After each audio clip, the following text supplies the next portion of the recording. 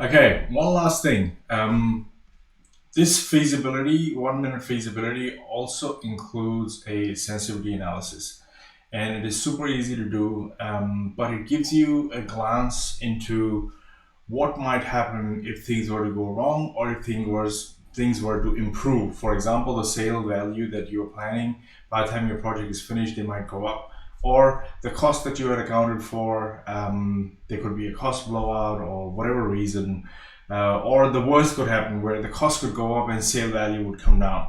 What would that do to your project? So anytime you're doing a project, you always must 100% do a sensitivity analysis. And what that does is it gives you, in a glance, it tells you if things were to go wrong, what would happen. Now, this is super easy to do. All you have to do is come in here and change the increments or the decrements for the scale for each sales and cost. So, say for example, you want to see what the scenario would look like if the sale value were to move in a 3% fashion or a 5% fashion, for example. And we do the same thing for the cost, but we do it at 3%, for example. So what this is telling me is that if my sales were as it is, if everything that you assumed here, everything that you got here was exactly the same, your sale value would be 162,000, but your development profit per unit would be 162,000. But if the sales were to fall by 5%, your your profit per unit would go to 120,000. Now at this stage, nothing is going up or nothing is going down. Everything is exactly the same. The only thing that happened here is that the sale went down by 5%. But it tells you that costs are zero, but sales have gone down by 5%. Your profit per unit from 162,000 would fall by 20%. And the same thing will happen as you keep moving left. If you keep going right, it is telling you that the costs are exactly the same, but you will manage to get extra 5% for the sale value by the time you finish. So that improved your profit and pushed it to 202,000. The same thing happens here with your development profit. Now this is profit per unit, so this is telling you what's happening per unit. This is telling you what's happening for the entire development. So let's say your sales were to go down by 5% and your costs also went up by 3%. So from $650,000 profit, you're now doing $397,000 profit.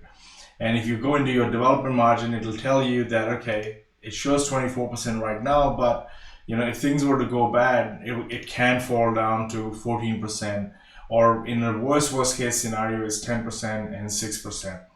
The fourth table here shows you if you were to borrow money based on the total cost. So your LVR, your loan to value ratio, was based on the money that you were able to borrow on TDC. Your return on equity would have this sort of effect. So if all these things were to happen, sales were to move in this scenario, or you can even go up to 7% and see what the real worst case scenario could be. So if you do that and you see that, okay, it's 24%, but here, sales fell down by 14% and your costs went up by 6%, you'll be breaking even. So this is like almost 0%, which is almost 9,490. So you'll go through the entire development and only make $9,490. So this is the thing that I look at most of the time when I'm doing a feasibility. I try and check out this scenario and I see, okay, the costs were to go up by another 6% and my sales were to go down by another 7%. What would it do to my bottom line? And the last table here is the same thing, but in this scenario, it assumes that more equity was available to you because you borrowed money based on an LVR against your total sales value. So that's what I'd explained in the previous video when we were talking about these two things here. So it is telling you the effect of the return on equity on your project in the last two tables. This is just development margin on cost. So you start off with 24% and you end up with breaking even, so to speak. So what you want to do is have a realistic scenario. First of all, you got to have realistic figures in here. Now, I know when you're starting out, it's very difficult. but you start off with averages, and then you see, okay, I might be 10% off, or I might be 7% off.